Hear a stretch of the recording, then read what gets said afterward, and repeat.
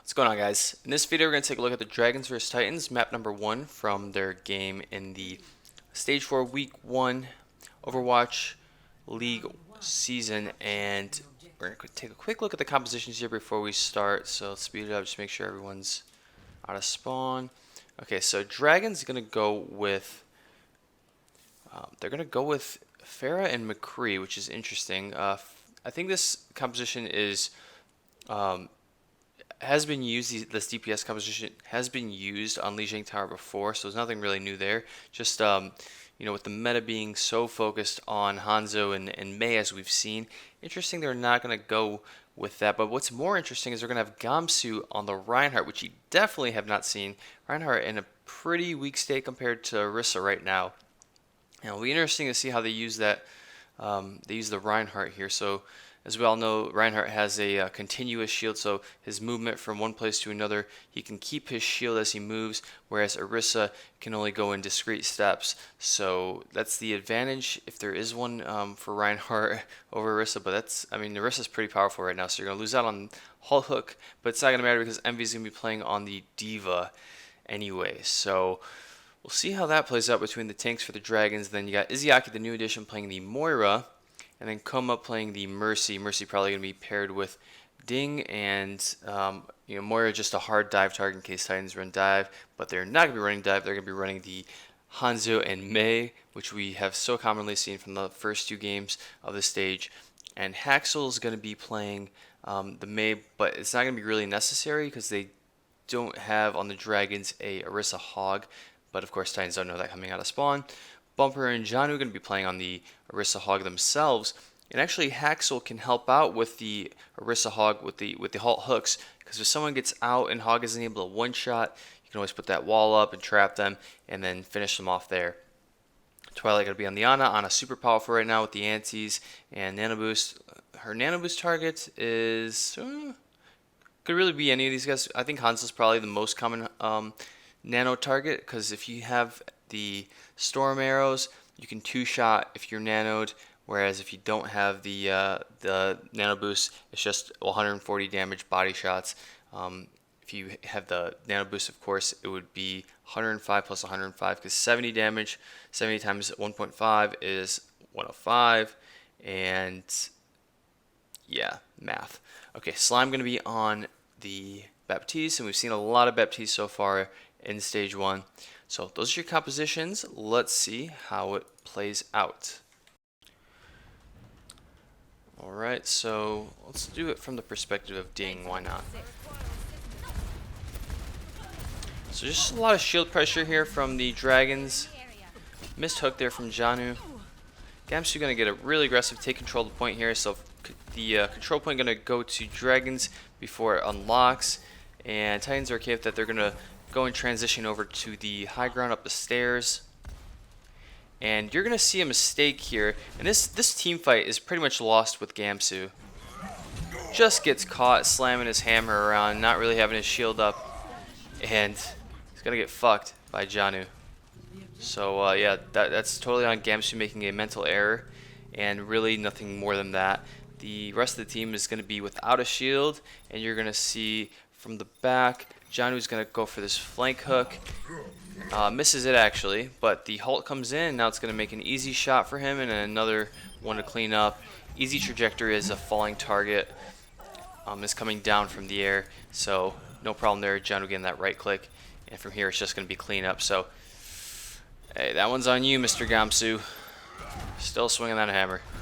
You can swing it from the spawn. So this is the next team fight after that mistake from Gamsu, and you're going to actually see from the ult economy, we have Hureg with his Dragon Strike, Bap with his Amplification Matrix, and Ana's going to have her Nano Boost. Haxel actually coming close. There's a lot of ultimates on the side of the Titans. Bumper's actually close as well, so plethora of ultimates over there. Dragon's only going to have their Barrage, and DM going to be close to his High Noon. Now what I'd like to see from the Titans is they're pushing up this the spawn area from the Dragons, and with a Baptiste you can actually have a really strong hold if you have your amp matrix right there. And interesting that they're going to elect to keep it and not use it there.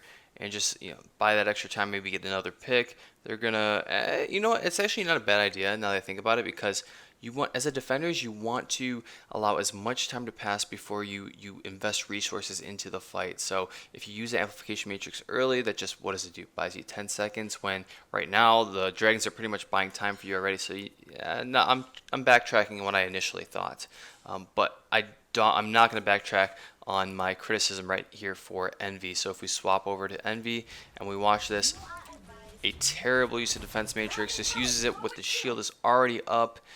And right in front of a Orisa and a Hog, and he's gonna get halt hooked and get demeched.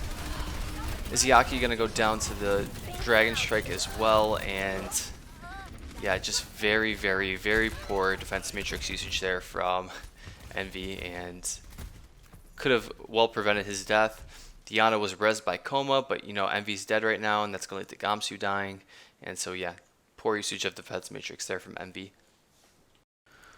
Alright, so the dragon's going to try to get out of their spawn again, and we have Gamsu just respawning, and still from the side of the Titans we have 4 ults.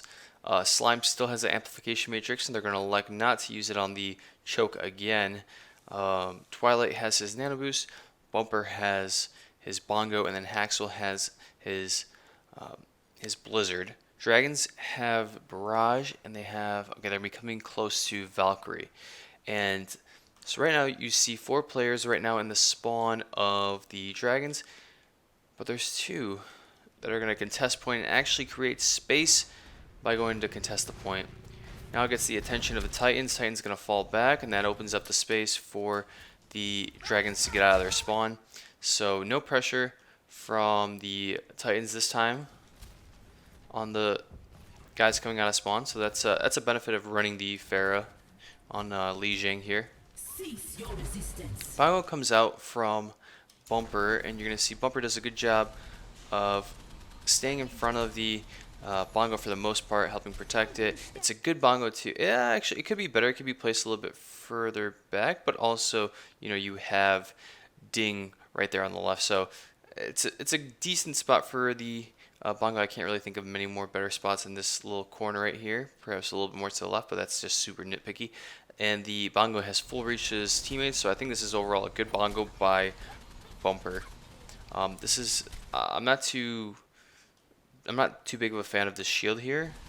I don't think it really accomplishes much. It's a little bit misplaced to the left. And then you see the nano comes out onto Mei, and actually Mei, when she gets nano, so what happens, her left click gets about 30 more damage per second.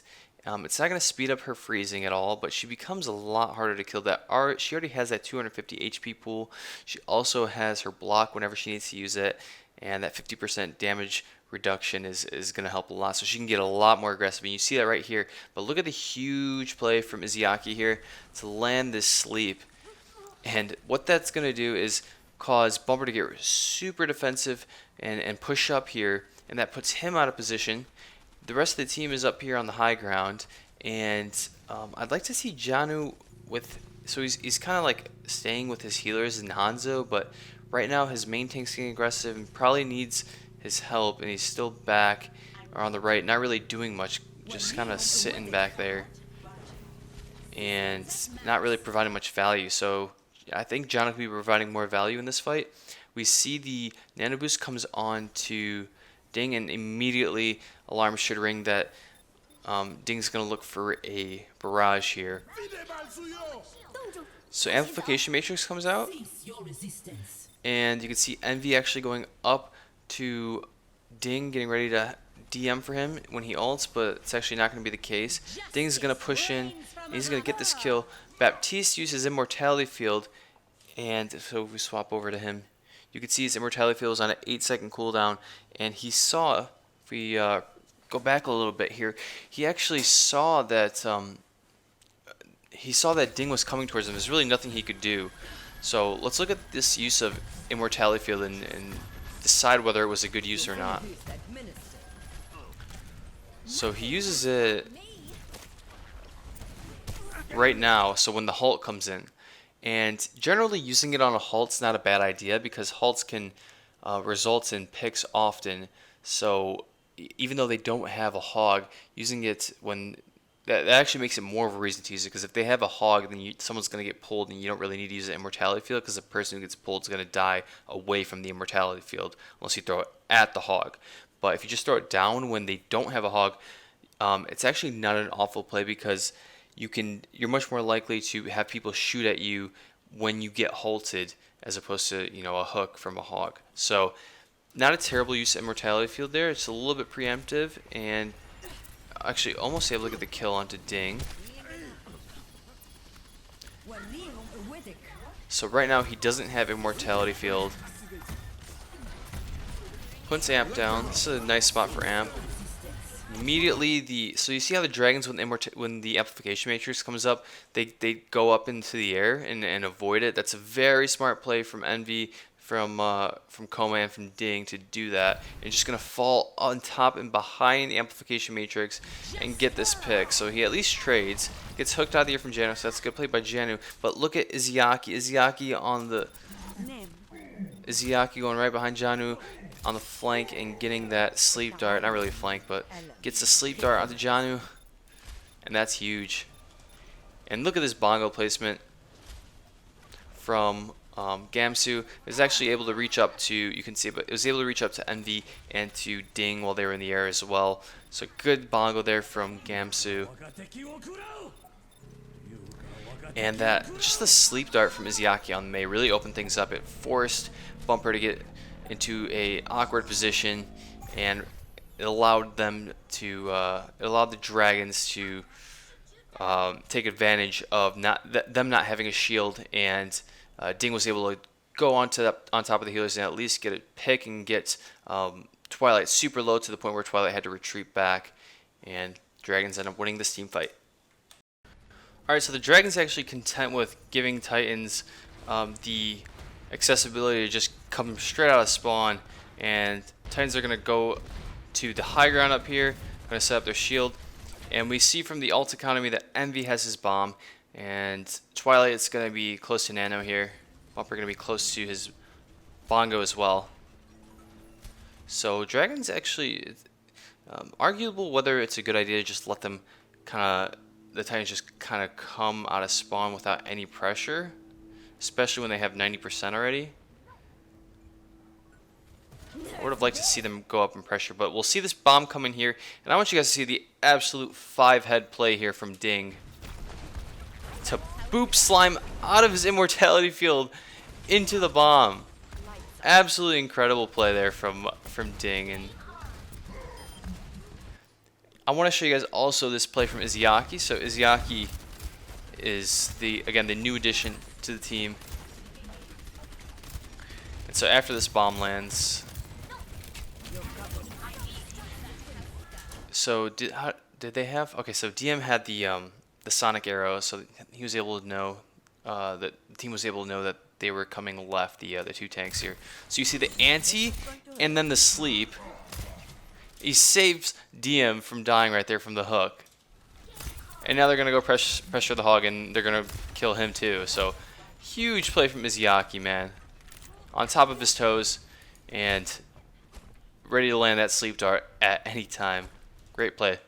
So Dragon's going to win that team fight. Now it's 43% to 90%. Okay, so next push here from Titans. Again, Dragon's going to be pretty content with letting them get out of their spawn. And I want to discuss a little bit about the positioning here from Gamsu. So Gamsu is going to set up right here, and you know that the Titans are going to probably elect to come up the stairs again like they've been doing. And you're going to hold right here. And Orisa is actually pretty... so you know their whole team is going to come up on top of you as the Orisa. And Orisa is pretty happy with keeping distance between herself and the opposing team. So when an Orisa sets up this close, especially when you should know that Bumper has Bongo, you do have your Dragon, and you're going to see the Dragon comes in as soon as this Bongo comes in. And the Halt's going to come out from Gamsu, but that Halt can come out from back. That Halt can come out from... if Gamsu were to have been here and fell back to even here or even back here, that halt still could have came in. But Gamsu is so close, and you're going to see it's actually going to be a problem because Haxel's going to put up a good wall here after his ice block to try to separate him from his team, try to separate Gamsu from his team. And now, yeah, so Gamsu's just in the middle of the whole team, and Bongo's still up as well. Amplification Matrix, and off the screen we couldn't see it, but Hurek got a pick on a Ding, DM got a pick on a Slime, just two DPS plays right there. That's really, I think, the big thing that lost the Dragons this fight. But actually, no, the Dragons didn't lose this fight. So despite this, the Dragons still win this fight, and we'll see why here. So Janu gonna go down to Diva and Hanzo here. So it's basically a 2v2 here with Janu and Haxel versus Envy and DM. But the thing is, why do the Titans fall here? Why does a Roadhog and a Mei die to a Hanzo and a Diva? Let's watch this again. Speed through this. So now, okay, Janu's at half health, and he pushes up with half health. Does he have his take a breather? He doesn't. So if I was Janu here, I probably would just hang on for a second. Just stay with your Mei back there and give it 4 seconds. Just try to wait till your take a breather comes back and give yourself full health. You're pushing against this backline when you know there's an honor somewhere nearby, and a full health Diva, and you hook the full health Diva with a Hanzo right there as well. It's just, and then you're trying to get out. It's just an odd play from Janu. And so Mei's gonna go down as well from that. And there's really nothing that Bumper can do at this point. So he's just gonna get out. And yeah, I'm not too fond of that play there from Janu. I think he should have been a bit more patient. So Titans trying to go in for their last push here, and if we look at the ult economy, Haxel is the only one with an ultimate here. He's going to have his Blizzard. Janu switching off the Roadhog, going Diva, and it's probably to help contest against the Pharah. Dragons have a plethora of ultimates here. They have Barrage, you're going to be close to Dragon. Gamsu's going to have his Bongo. Izyaki's going to have his Nano, is going to be used on Ding. And so Titans, really their only hope here is to get some value from their Blizzard, at least try to zone off point. And when you think about it, I think Haxel probably stayed on Mei a little too long here and should have switched. So what is Mei really used for right now in the meta? To help with Halt Hook, and there wasn't many Halt Hooks there from the Titans that were even able to be landed. And then on top of that, Dragons were playing Pharah and Rissa obviously, and then the Mercy is going to be staying with the Pharah. You get the Hanzo who can just double jump out of the Blizzard, so the Blizzard's not going to get the Pharah, Blizzard's not going to get the Mercy, Blizzard's not going to get the Rissa because Rissa can just use her shift to get out of it.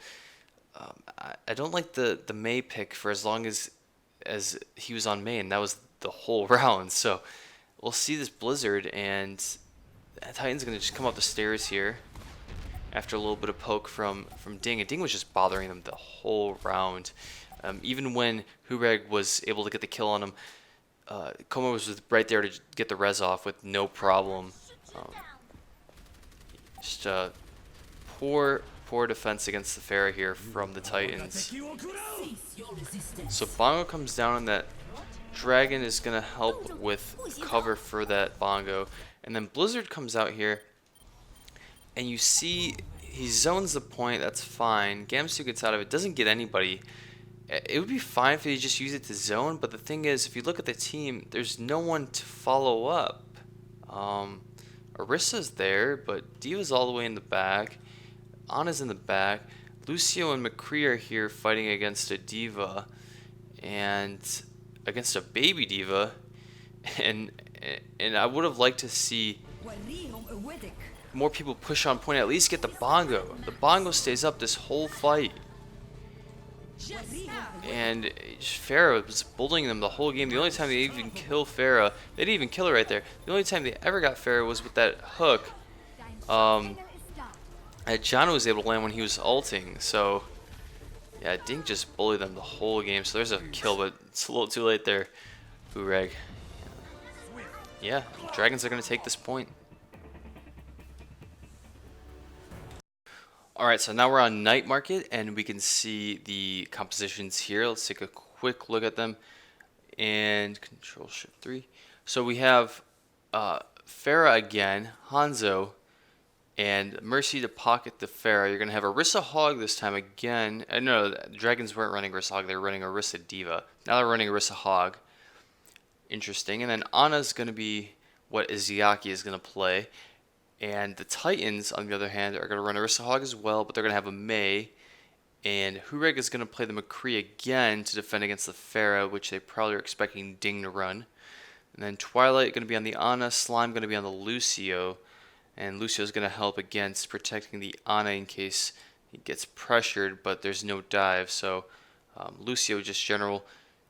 You could pick Lucio or you could pick Zen. Both have the defensive ult. They're going to go with the Lucio here. Maybe even pair well with the McCree and the Mei for speed boosts.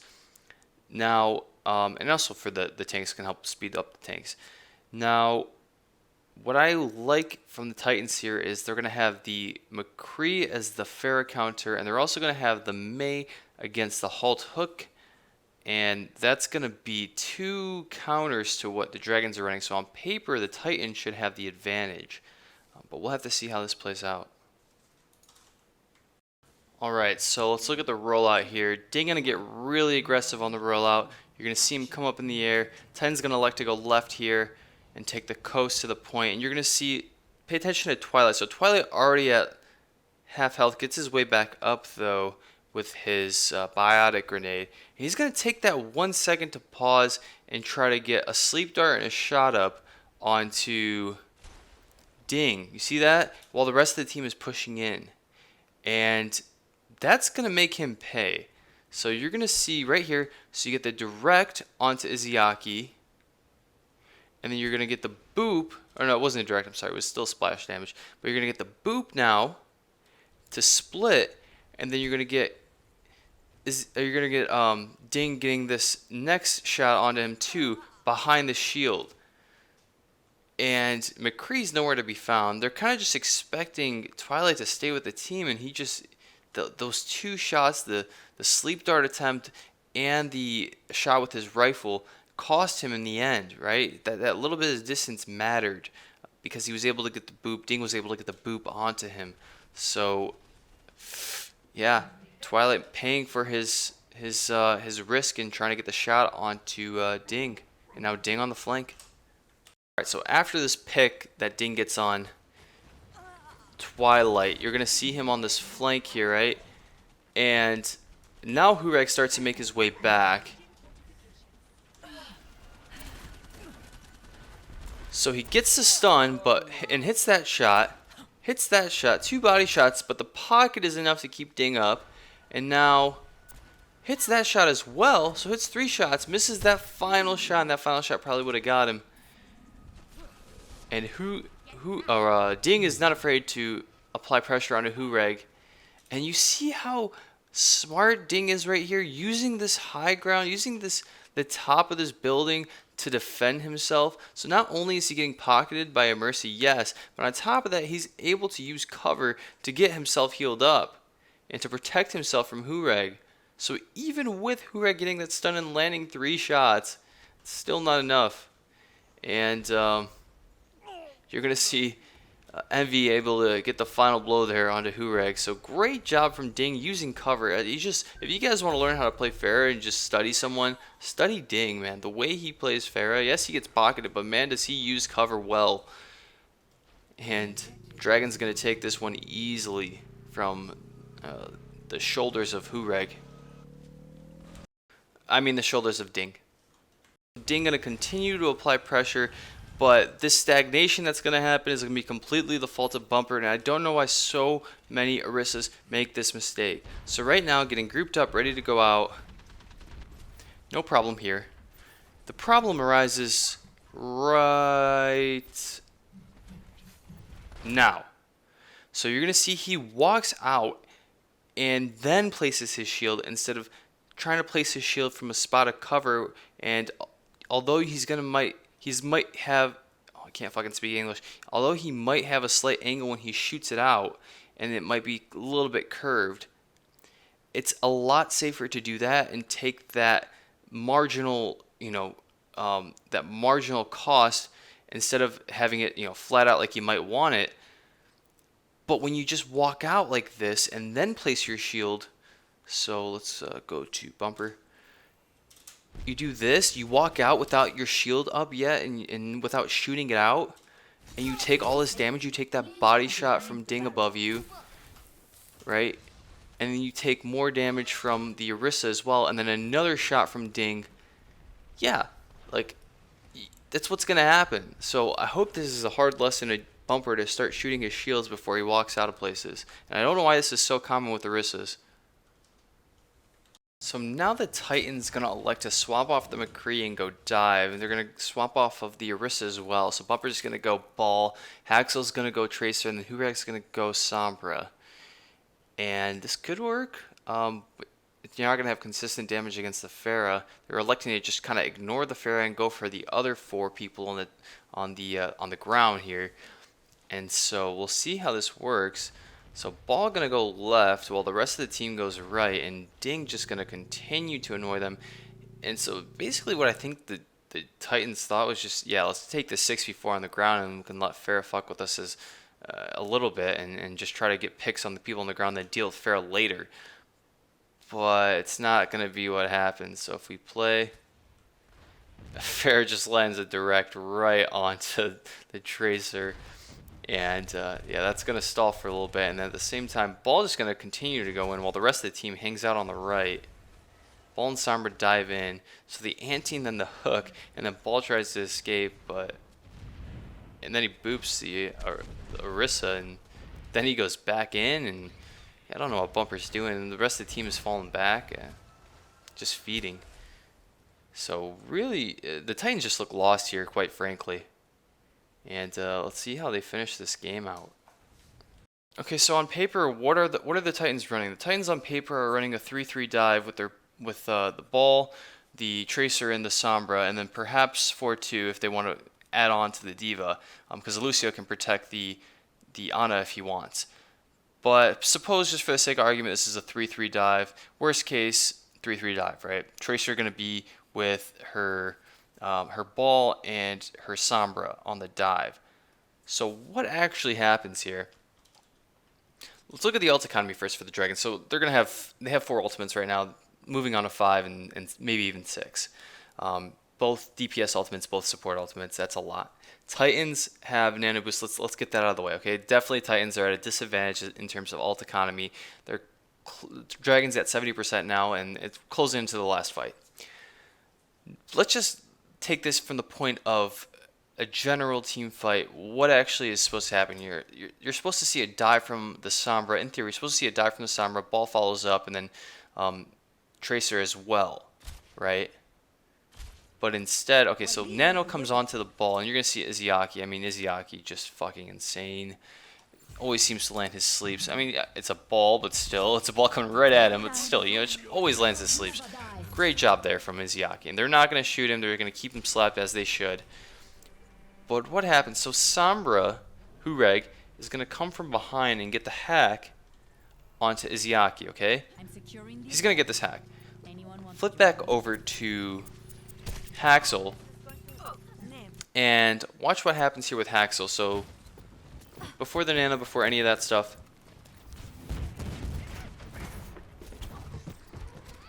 Nano comes out on the Ball, and now he's gonna get hooked by Envy. This is whatever. This happens. He's gonna recall out. The issue becomes when he focuses on the Hog with the other 3 members of his team back here already. He could probably take out the Hog, them 3, and he's not adding any support to this Ana that's about to get hacked. And you're gonna see that's actually going to cost them because, okay, Ana's hacked. She's going to get to what? Under 50 health.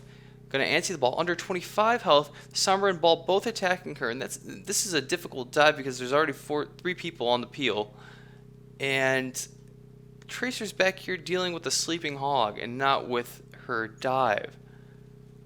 So just a failed dive here from the Titans, and Ball's gonna die. Yeah, just Titans looked awful on this map, especially the second one. Looked terrible on Night Market, and Dragon's still got 4 ults here. Yeah, GG, man.